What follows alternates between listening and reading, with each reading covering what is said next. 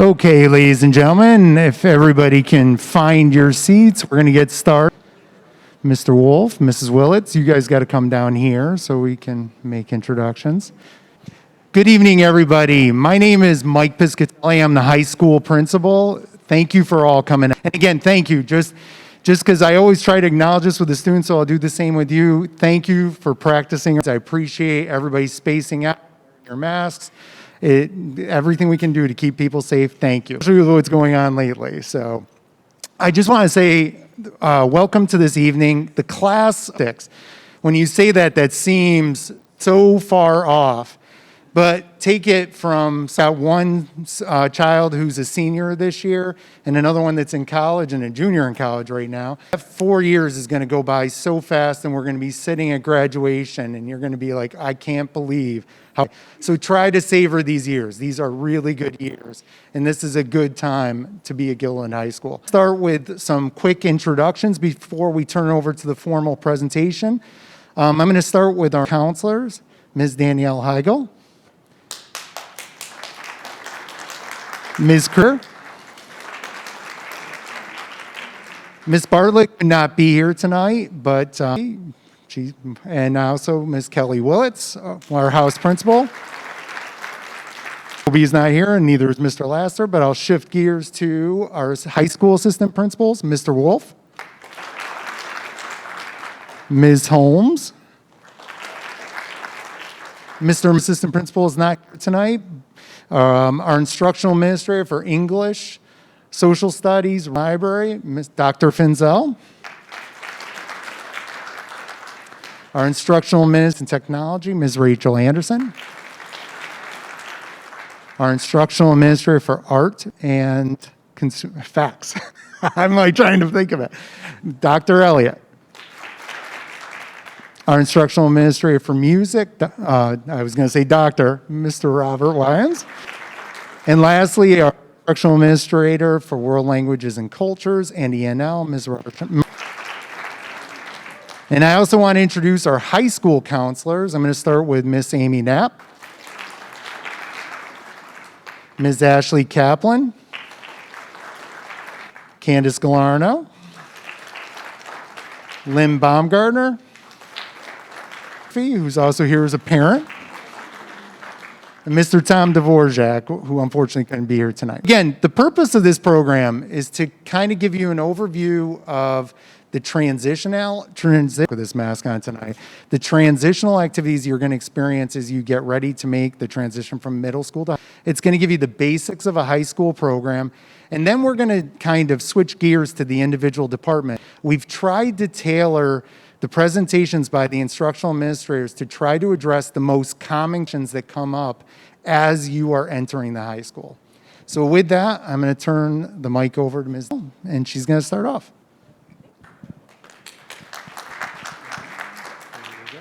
So it's going to be that one. Nope, that one. Okay.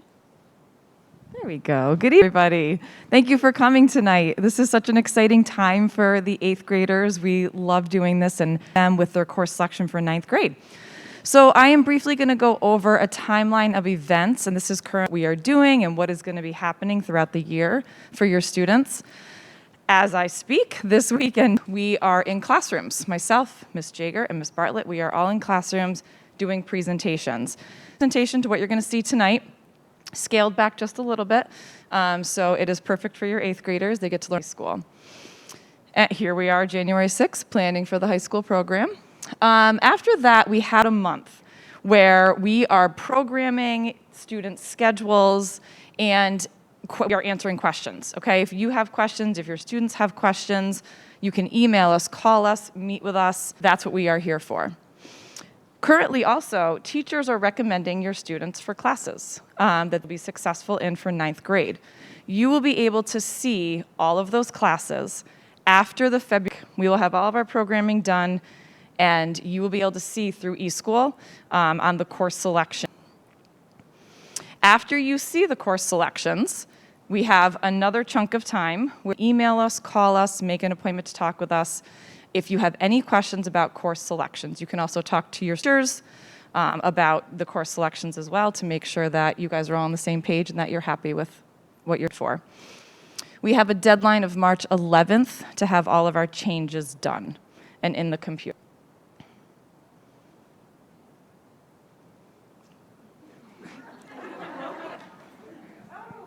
Okay. I am not the technology one here. Mr. Wolf knows that. All right, course selection. So this is just a little side note to keep in mind. As we go through the courses are not guaranteed. Placement, sometimes there is a lottery, like the aligned class, which you will hear more about later in the presentation. Some elective courses are available to the underclassmen because of seat availability.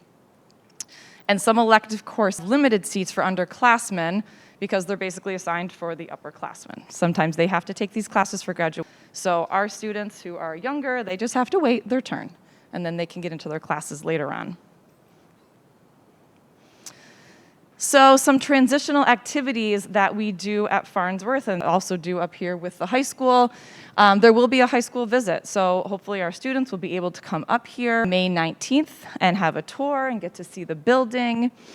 There will also, over the summer, be tours and also some virtual presentations. There is a fall orientation as well, day before the first day of school, where your students will be able to come and kind of go through their schedule and see where all their teachers.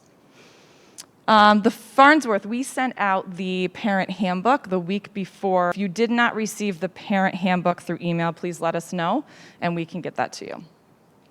And then over the summer, please just visit the Guilderland High School website for any updates and also posted.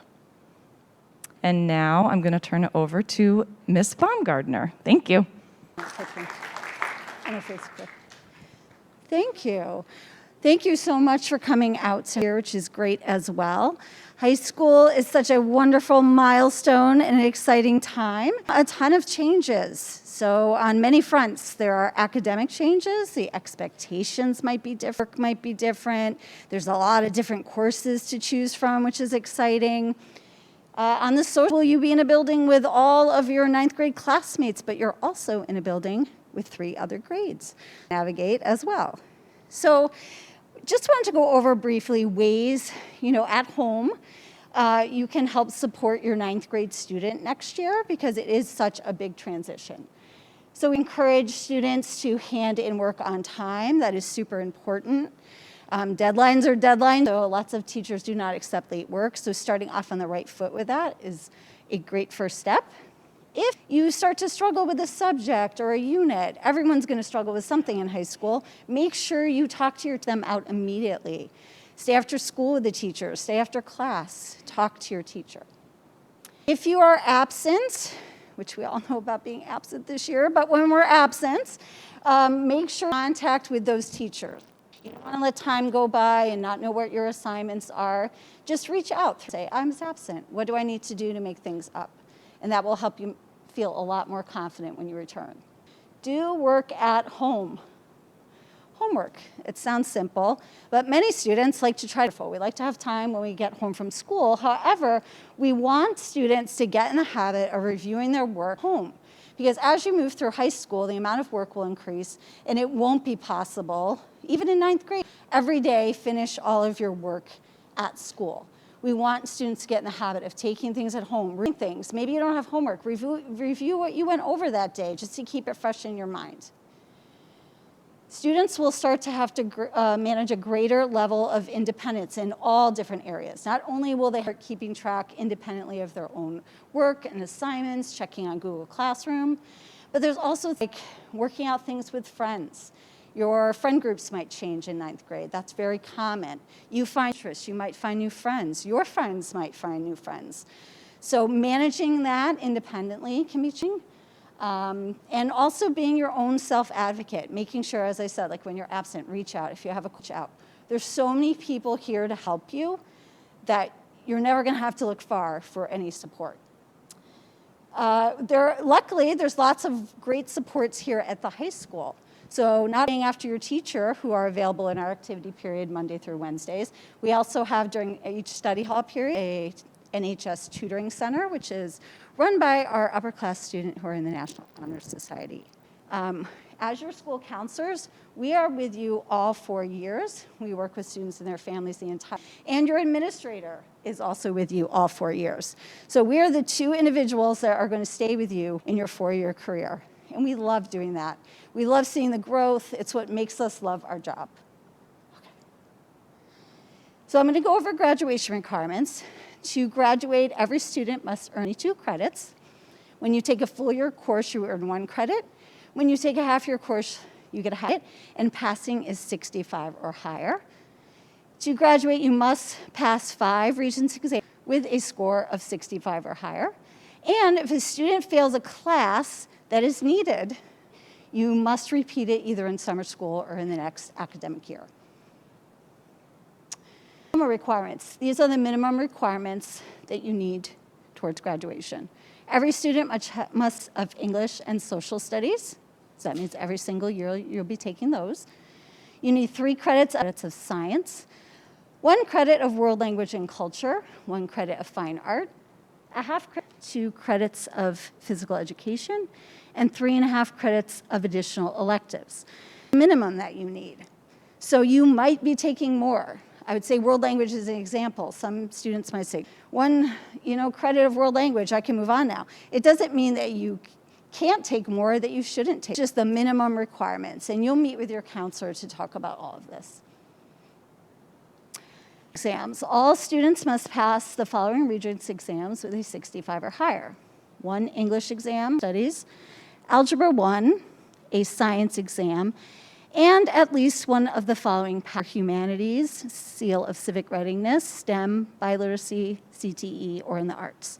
Yet, we will help you through this. This is nothing that you need to decide at this point. We will help your child through this.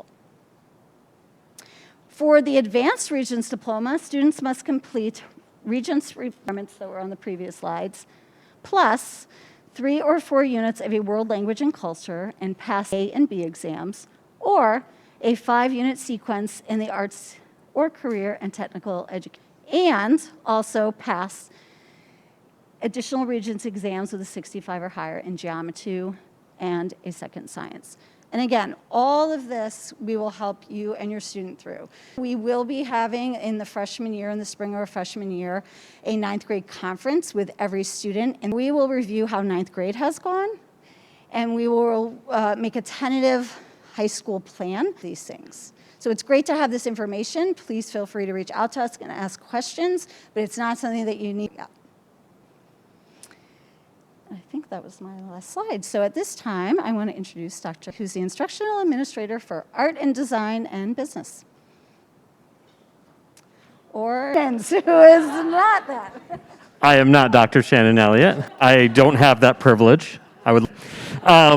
So I'm just going to talk to you a little bit about fine arts requirements. I only have a brief amount of time. Nobody wants to hear me talk for too long, and I have another meeting in a few minutes. So I'm going to give you the quick version, but if anyone has for me, please reach out, and I'm always happy to answer emails or talk to anyone on the phone about the. I'm the instructional administrator for music.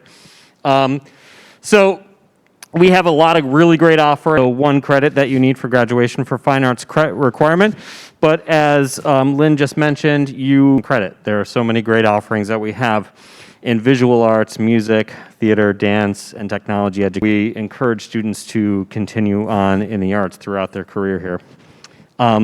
Just to talk a little music, if your son or daughter is a musician, then a really great music program, fantastic teachers, and we have 3 ensembles that they can choose from as freshmen. We have our mixed choir, and that is a half year. So what you need to know about ensembles is to get your fine arts credit using an ensemble, you need 2 years of it, and it's because it's a half block class, so it's a half a credit, so you'll need ensemble, okay? But we have our mixed choir, our concert orchestra, and our send. Those are our ensembles that freshmen are allowed to be in. And then as a freshman, also be involved in lessons. And this is a little bit different if your son or daughter is a singer. They'll have lessons for the first time. And band and orchestra obviously have lessons as well since they started from 4th grade. And in their ninth grade year, they will have the opportunity for one of the upper level ensembles, which is our wind ensemble, our symphony orchestra, and our concert choir. We have some other courses that are available. So if you're doing the advanced Regents diploma, you want to do a fine arts sequence, and specifically a sequence in music. It can be mixed with other arts classes, but sometimes if your son or daughter is really interested in music or art and they want to do the full sequence in there, you'll see some of the other classes we have: composition, and then AP music theory. A lot of times people will take other. If they're a really strong musician and know a lot about music, then they might go right into theory based on teacher recommendation. We have Music Technology 1 and 2, Music Lab, and we're really expanding that program and excited about our offering there. Labs is kind of a more like a general music type of class, so probably looking to get that fine arts credit and want to take a music class. So that's all the time I have. I'm more than happy to answer any questions that you might have, so please send me an email if you have anything that the music program. So it is my extreme pleasure to introduce Dr. Shannon Elliott, the real Dr. Shannon Elliott. That wasn't embarrassing. I'm Elliott, and it's fantastic.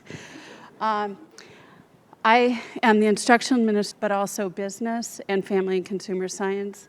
And I want to start with the art program. Who's doing this slide? Awesome. No, please. I'll do this. We have a number of courses, and because art is to be seen, it's visual. So anything from digital track, or you could do a combination of traditional and digital, next one. We have everything from sculpture to drawing, and you can do the 5-unit sequence and do the advanced art, Art 2, and AP. And the answer to the question is yes. But it does require a student wouldn't have an extra study hall or something like that, but we can work it out. So for the business program, we have a business pathway, and you can also do your 5-unit sequence, and have all of this in the large CAF afterwards. But you can in CTE with a 4+1 pathway, and we have several programs. We have if you want to do this, it's recommended that 9th graders start skills class so that they can then go into the other CTE business. So we have accounting and finance. They can earn college credits. We have business management and entrepreneuring. So those are really exciting. Next. And also in the business program are really things that can be applied to anything that you're so you can read that, and we can, and our business, and she'll be in the large CAF also and can help. Now, I'm introducing Rachel Anderson, Science Tech and. Good evening, everyone. As Shannon said, I am the instructional administrator, and we have a number of really exciting elective programs at the high school. Most freshmen went on the basic graduation requirements in math and science. So for the first year or two, they were science, chemistry, algebra 1, geometry. But I do want to talk a little bit about some of the pathways, technology, engineering, arts, and math, so that you know what you can expect and what to look forward to as the department, some computer science and programming classes. We have computer science principles, science, and Python programming. Python is in partnership with Siena College, so there's some college credit course. We have a number of courses in medical and biological sciences. We have a health sciences course, a nurse, pharmacy. There we go. I knew I was missing one. So we have a number of courses that students may want to take, and we fit in something that's of high interest to them. And then finally, nope, there's 2 more, just kidding. We have Earth and Space. That's a really neat course sequence, and if you are interested, definitely talk to your counselor about that one. Again, these are courses that are run in partnership with RIT through our technology department as freshmen. It's not exclusive to freshmen, so if you're not sure about it and you want to think about it for a year, get sophomores or later in their high school career. DDP does count as an art time in their schedule. They take this course, but you can also do both. So they're not mutually exclusive, which is civil engineering and architecture in 10th grade, then principles of engineering in 11th grade. Not a required progression, that's just what we recommend. Students must take DDP to start with, but then can go just 2 or just 1, so it's very flexible. So what's covered in actual CAD drawing of designs to architecture, to electronics, to robotic team. Actually, this year we're fielding 3 teams, which is really cool. Usually one of those other teams are extracurricular teams. So there's ways to be involved even if you're not in the courses, which is a really, did I forget anything? Oh, you went 1, 2, wait, what happened there? There we go. Computer science, I mentioned, was run through the math test. That if you want to start this program as a freshman, definitely talk to your counselor now in 8th grade. So I can't guarantee that all freshmen who express interest will get in, but it's nice to have that. We suggest that students start with computer science principles. That is the prerequisite course for the rest of the path first. This is just, again, a suggested progression. You can take the other courses. So typically, when we get to this point, everyone was accelerated in 8th grade, and they've already taken their freshman requirements of Algebra 1 and Bio, where students take either the honors classes or the Regents classes. And that would be honors geometry versus Regents earth science. If your student is not accelerated as an 8th grader, there are all the courses, and if you're interested in that, we can talk about that on an individual basis in the cafeteria later. After really the differences between honors and Regents, and there's a few key differences, but then cover additional topics as well, some enrichment topics. And also, when the topics are covered, honors is going to run at a faster pace. There's going to be less individual attention from the teacher. Students learning. They're expected to be maybe have a little bit more participation in class, be a little bit more into the topics. Typically, we have larger class sizes in honors than we do in Regents, and that will count as part of those honors classes. Again, if you have specific questions, I'll be in the new CAF location. And at this point, I'd like to introduce Dr. Finsell, Instructional Administrator for Reading and Library Media Science. Thank you.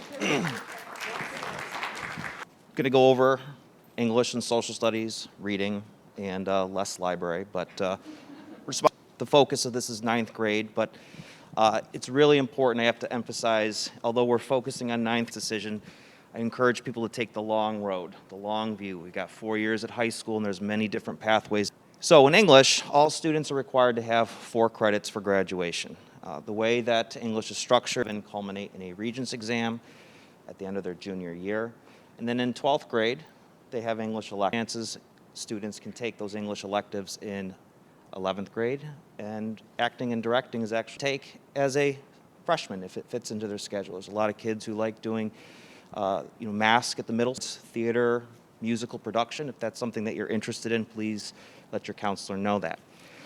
Fancy slides up there, but we do have a lot of college credit-bearing opportunities that are studies. We have at least 12 different courses that would, if your student is interested in, independent of AP, could earn at least almost a year and a half worth of an associate's.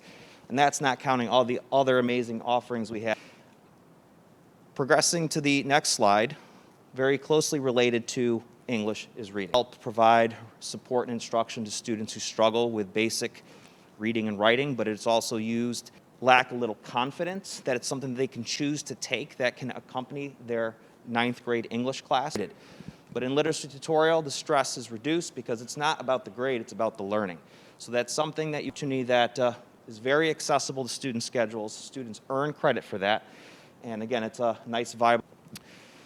Next, we have our social studies program, very similar to the English requirements, all studies, Global 9, Global 10. U.S. History 11, and then a half credit of economics and a half credit of students have to take 2 Regents exams. The first Regents exam is at the end of global history, are based off of the things that your children are learning now and what they will learn in 9th grade and 10th grade. A big shift and to go on Jeopardy and you'll take American history for 500. Success here is not going to be just about recall, making sense of that, trying to create arguments, understanding other people's arguments, and critically credit-bearing opportunities, and we seek to expand them. So just a quick little overview of what we have for students. So U.S. government and politics, Black history in the United States, current issues in criminal justice, and the English literature and writing, public speaking. I'm sure I'm probably missing a couple in there as well, but we're continuously looking to. The last thing that we have here is our aligned program. Now, English, how do you read a book? What is this author saying? Who are they writing for? What are the techniques? Who is the person writing it? Who are they speaking it to? What is the purpose of this? So in a very purposeful manner. Something that you might be very interested in for your future 9th graders, well, what else is you have a team-based structure. And one of the struggles of coming to the high school is that you now have your kids, students, and they're going all over the place for all these different classes. Well, aligned is an opportunity for kids in a small little cohort where those 2 teachers work closely together to mutually support students. Is some extra interdisciplinary work that if a student works really hard in both, they can get a little advanced card. It's not honors, but it's an intermediate step towards that. If you have questions about that, I kind of glossed over too, is that we have, I'm sure you are aware, an honors selection process for English that requires a skills-based teacher recommendation, a performance test in each semester GPA. And then we use that information to appropriately place students so that they can be successful. More than happy to address those questions and concerns once this is all done. At this point, I'd like to turn to Marsha Ranieri.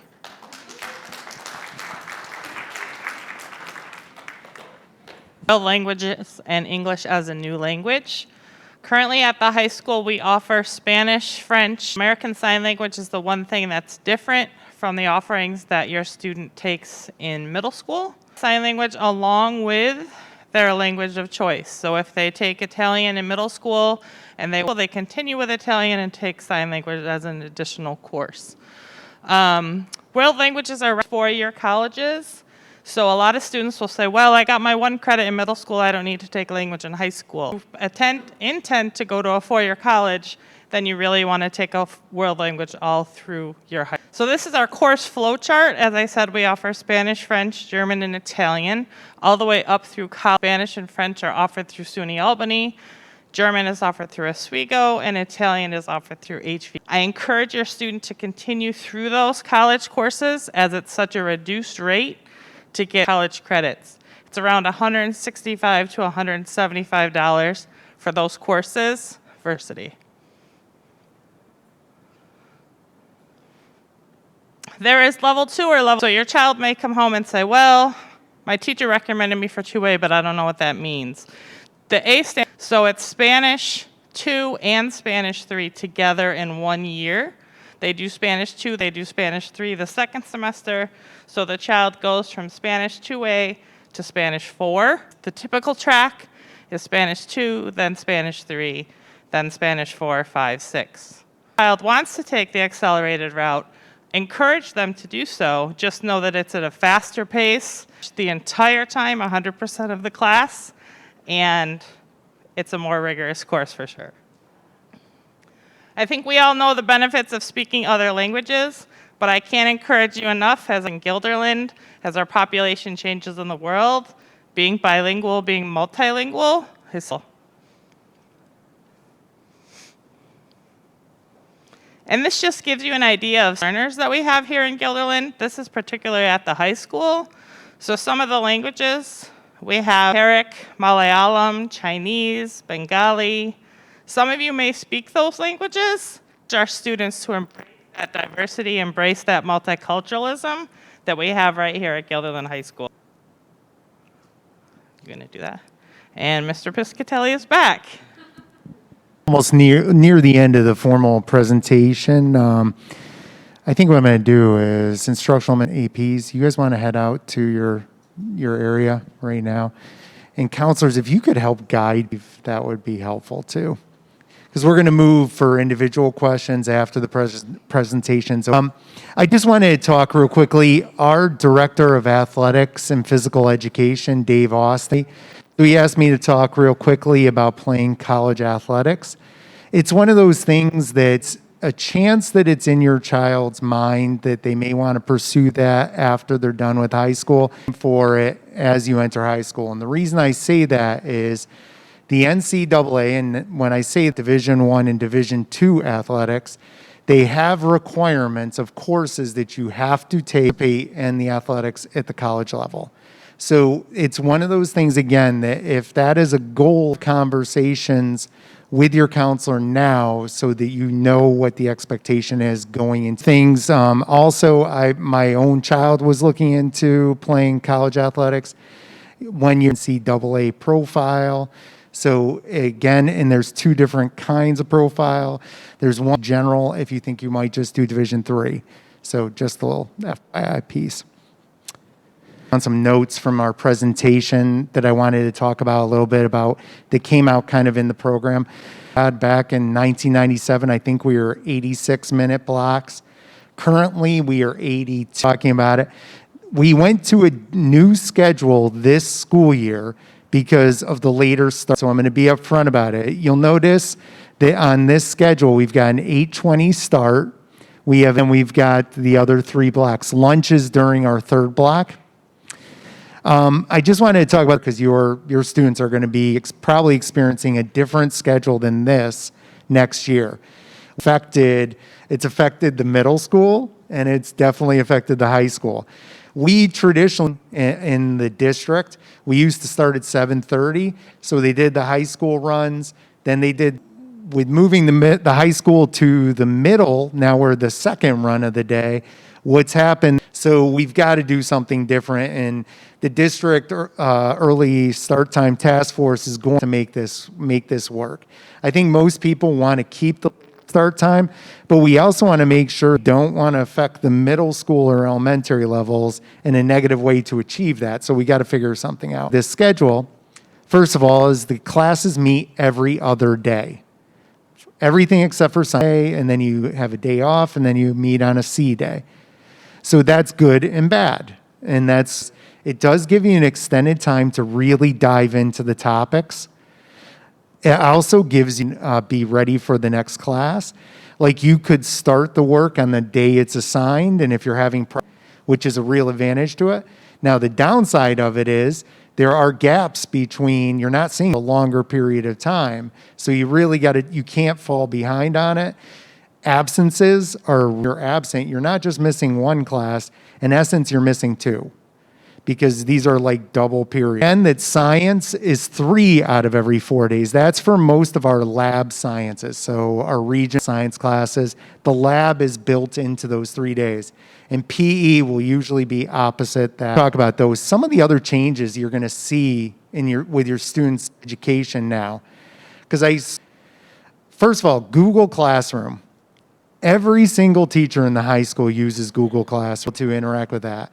At the middle school level, it's the same thing. Pretty much absolutely every. And the thing I love about it is we were just talking about absences. There's no reason why your child posting their notes, they're posting their homework assignments. So there is a real big time how to work it. Make sure you work with your child to know the ins and outs of that, because you can, again, I'm sure you're noticing this in the middle school. It's just as pronounced at the high school, is we are getting less and less, and a lot more is being done digitally. So I just want to throw that out. Couple other things that you will get into your child's interest area if they want to pursue that. But the other part about it too is our co-curricular, and they want with that. But they also can say, hey, I have an interest in this, and this club doesn't exist. One of the last things I wanted to talk about is how has the high school changed over the last, I'm going to talk 7 years. We want to make all of our classes as accessible as possible to our students. So we have spent a tremendous, for a lot of you, your children are going to experience a co-taught program. And what I mean by that is in every grade program, In ninth grade, there are actually 7 sections of co-taught, and we have 6 that are co-taught with a special education teacher, and 1 that is co-taught with an ENL opportunities for your children, because they have a tremendous support from 2 adults and they modify their instruction to get the most out for your children. So I just didn't want to walk away without saying something about that. We've got 2 breakout rooms where you have an opportunity to ask about your child's program or what questions you might have about what they do in future years. Talk about English language arts and social studies. And we're also going to have Dr. Elliott there to talk about art and business, which is closer to our West Gym. We're going to have Mrs. Anderson to talk about math, science, and technology, about world languages. I want to thank you all for coming. I really appreciate everybody coming out tonight, and